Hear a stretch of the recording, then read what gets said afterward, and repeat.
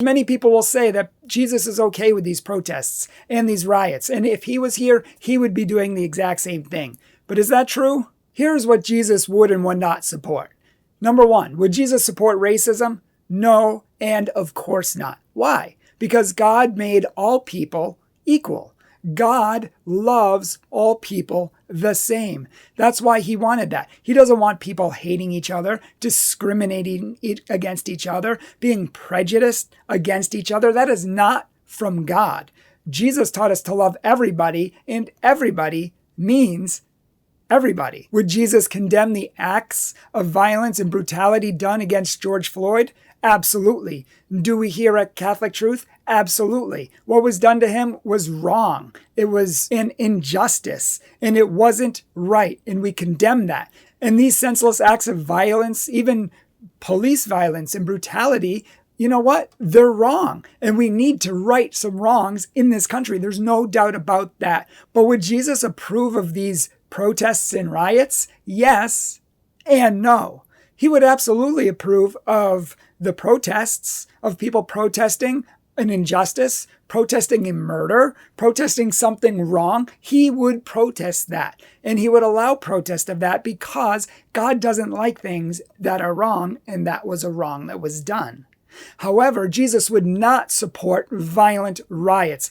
Absolutely. And anybody who says that he's going to support a violent riot doesn't know Jesus Christ. Some people say it's justifiable because Jesus flipped tables. Jesus turned over the money tables in John chapter 2, and he chased the people out of the temple because of the injustices that were happening there. Therefore, since Jesus even himself protested and engaged in some sort of violent riots, it's okay for other people to do so.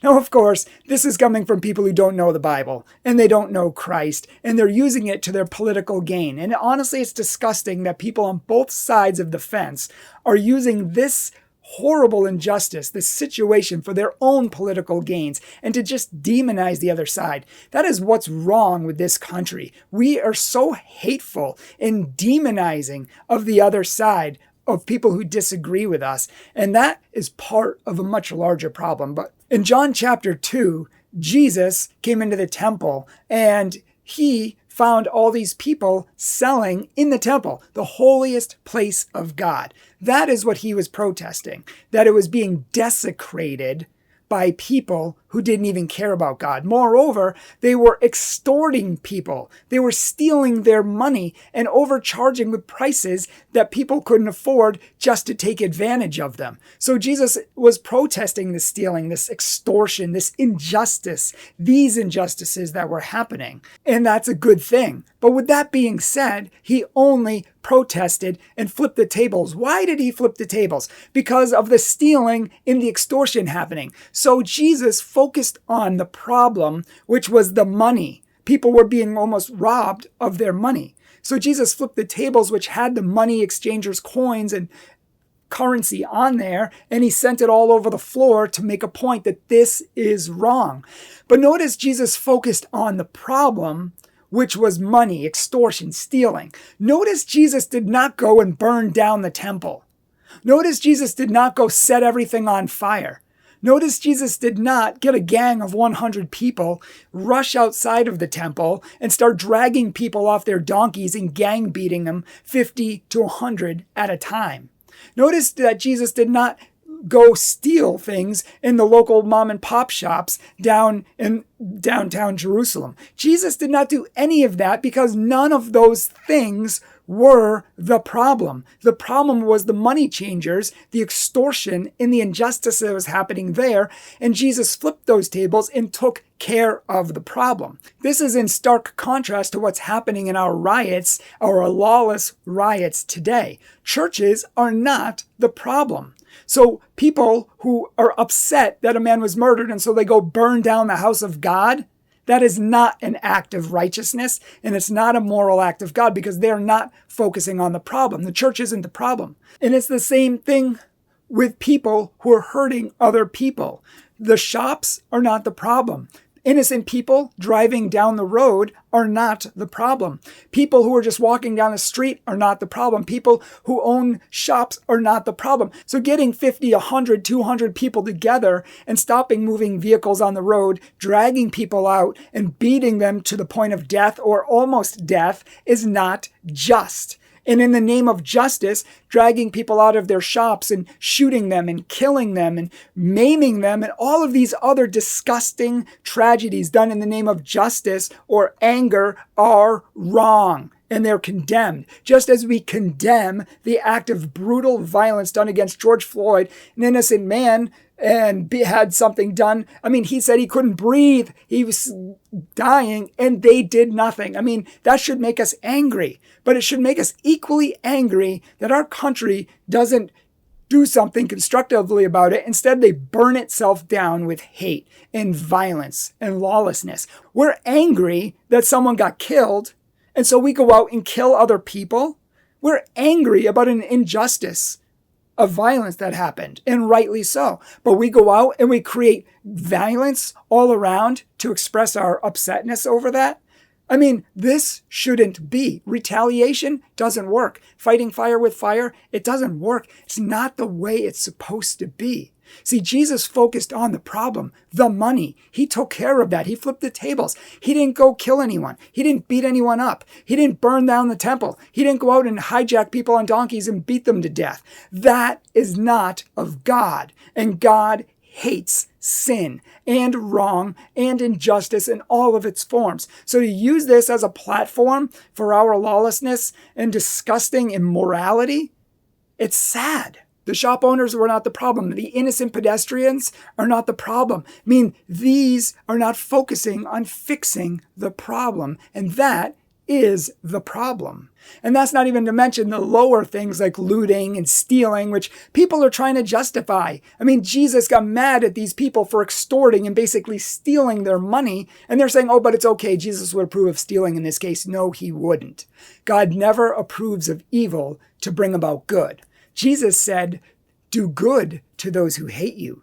Pray for those who persecute you, and even love your enemies. That's what Jesus taught. He taught to turn the other cheek, and he himself lived this. I mean, look at what Jesus did. He loved even those people who hated him, even those people who crucified him. He loved them to his dying breath. He forgave them, and on the cross, he prayed for them. So Jesus loved his enemies, he prayed for them, and he forgave them. Imagine if people lived like Jesus. Imagine if everyone in this country lived like Jesus. That brutal act of that cop wouldn't have happened if he actually followed Jesus.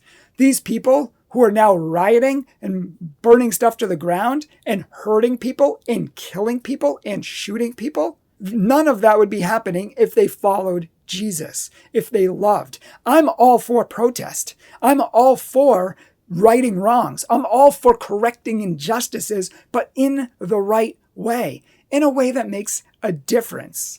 See, the thing is, you can't conquer hate with hate. You can't conquer injustice with more injustice. And you can't put out a fire with more fire. That is why Jesus said, love your enemies.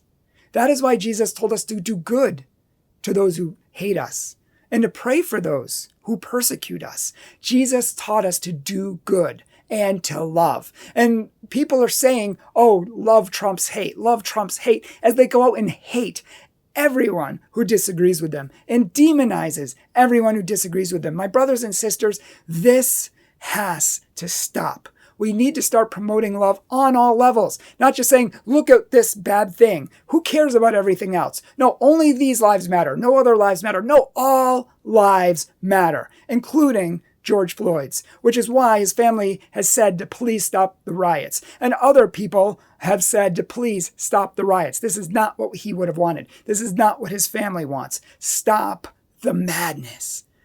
Guys, these riots are not the problem. They are a symptom of the problem, of the moral rot that has entered our country, that has entered our lives, and that is what happens when you stop following God. You can justify anything. When we stop following God, when we stop following Jesus Christ, when we stop going to church, and when we stop living moral lives, bad things happen. Injustices have always happened, and they're always going to. That doesn't mean we can't fight against them, but how we do it speaks volumes about us as people.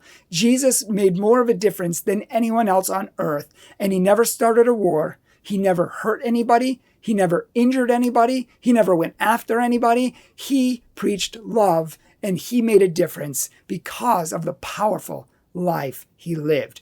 Here's the bottom line. Jesus fought against injustice, but he didn't do so by creating more injustice. Jesus fought against hate, but he didn't do so by hating and creating more hate. He did so through justice. He did so through love. He did so through mercy, and he did so through compassion. And if you're even remotely a follower of Christ, you have to do the same thing.